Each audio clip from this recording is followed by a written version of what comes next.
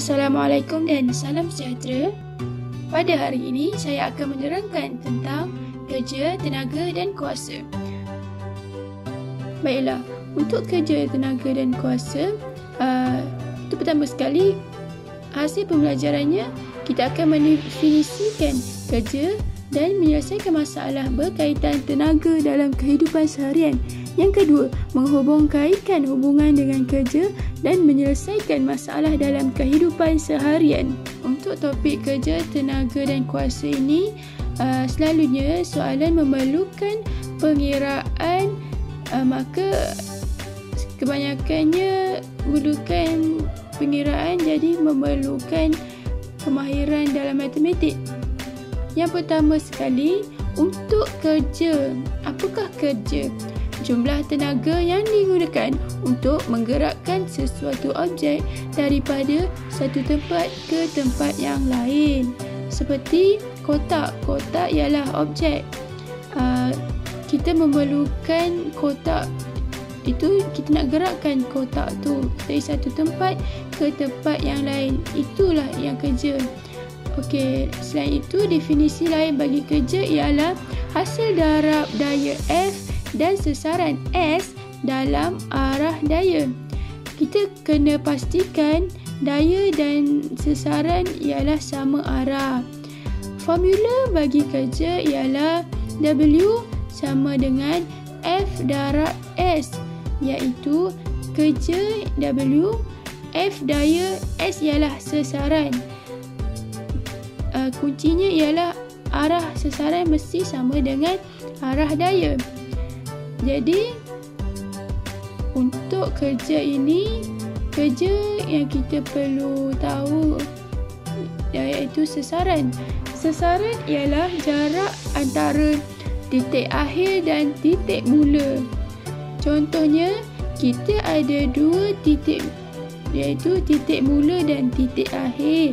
Jadi, sesarannya ialah dua titik yang ada tadi, mula dengan akhir.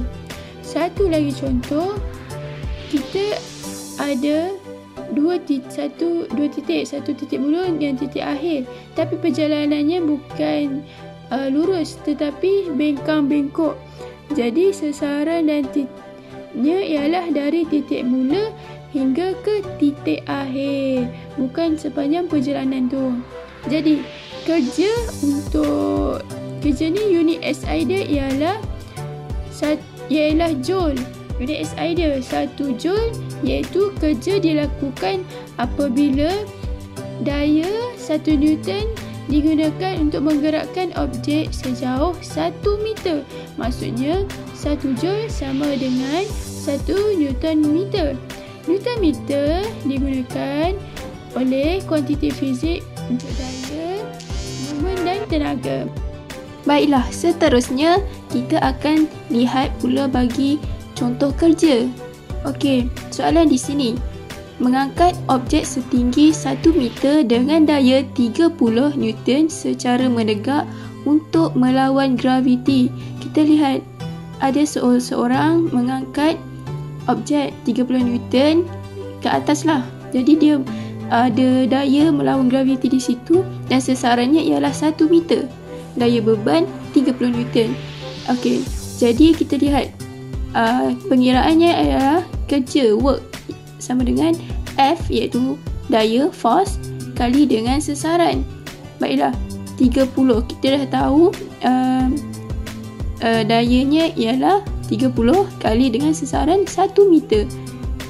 Jadi kita akan dapat 30 Newton per meter atau 30 joule bagi unit SI. Terusnya, baiklah, bagaimana kita ingin tahu pekerjaan seharian kita adalah salah satu kerja ataupun tidak? Baiklah, untuk mengangkat berat, angkat berat adalah kerja kerana terdapat sesaran dan daya yang dilakukan. Menolak dinding bukanlah kerja kerana hanya terdapat daya dan tiada sesaran yang dilakukan. Berdiri saja, berdiri bukanlah kerja kerana tiada sesaran yang dilakukan. Dan bermain bola sepak, Okey, bermain bola adalah satu kerja kerana terdapat arah dan daya sasaran yang dilakukan. Okey, untuk contoh pengiraan bagi kuasa. Yang pertama, kita lihat gambar rajah. Afiq menarik sebuah troli dengan daya 50 Newton sejauh 5 meter dalam masa 8 saat. Hitung kuasa Afiq. Kita lihat daya dan sasaran adalah sama di satu arah. Jadi pengiraannya ialah W sama dengan F darab S. Kita dah lihat gambar rajah seorang superpower ataupun Spiderman yang mempunyai berat 600 Newton telah memanjat bangunan setinggi 30 meter dalam masa 30 saat. Hitung kuasa superpower tersebut. Kita akan menggunakan formula work iaitu W sama dengan F darab S 600 Newton darab 30 meter dan kita akan dapat 18,000 Newton meter atau 18,000 Joule. Seterusnya, formula kedua kita akan gunakan P sama dengan W per T, iaitu kita ambil W tadi dah dapat 18,000 Joule bahagi 30 saat dan kita lihat kita akan dapat 600 Joule per second. Baiklah, seterusnya untuk tenaga dan kuasa. Apakah tenaga? Tenaga ialah keupayaan untuk melakukan kerja. Unit SI bagi tenaga ialah Joule, iaitu apabila 1 Newton digunakan untuk menggerakkan objek sejauh 1 meter dalam arah daya, tenaga sebanyak 1 Joule telah digunakan. Contohnya, kita ada kotak sebagai objek. Kita tolak objek dalam 1 Newton dan kotak tersebut bergerak sejauh 2 meter. Jadi 2 Joule tenaga digunakan. Konsep tenaga yang lain pula, tenaga dipindahkan dari satu objek ke objek yang lain apabila kerja dilakukan. Kerja ialah merupakan medium perantaraan untuk memindahkan tenaga daripada satu objek ke objek yang lain. Contohnya, kita mengangkat berat. Jadi, tenaga yang dipindahkan ialah tenaga kimia tukar kepada tenaga keupayaan. Tenaga kimia itu ialah kekuatan kita dan dapatlah kekuatan untuk mengangkat. Jadi tenaga kimia tukar kepada tenaga keupayaan. Yang kedua ialah kita baling bola. Tenaga kimia tukar kepada tenaga kinetik. Okey, seterusnya untuk kuasa. Kuasa ialah kadar melakukan kerja atau kadar pemindahan tenaga. Kuasa P iaitu power sama dengan kerja yang dilakukan W work bagi dengan masa yang diambil T. P sama dengan W per T. Unit SI bagi kuasa ialah watt W. Unit lain ialah horsepower HP ataupun kuasa kuda, iaitu bersamaan dengan 1 horsepower bersamaan 746 watt atau 3/4 watt.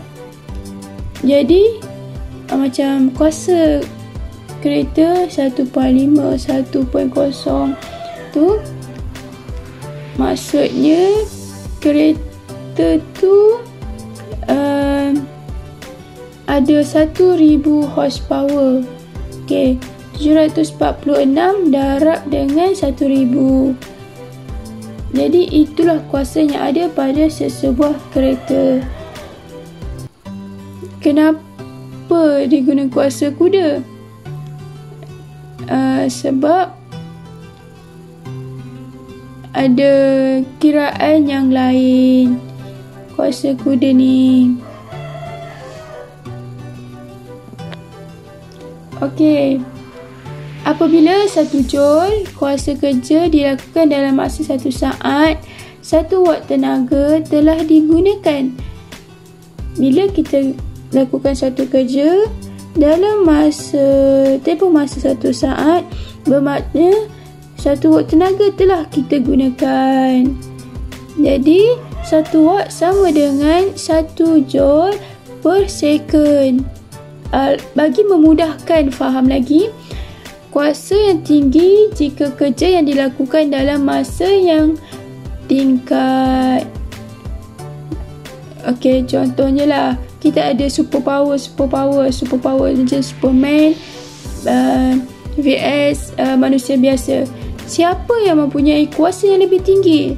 Mestilah superpower tu, Superman tu, sebab Superman boleh melakukan kerja dalam masa yang singkat.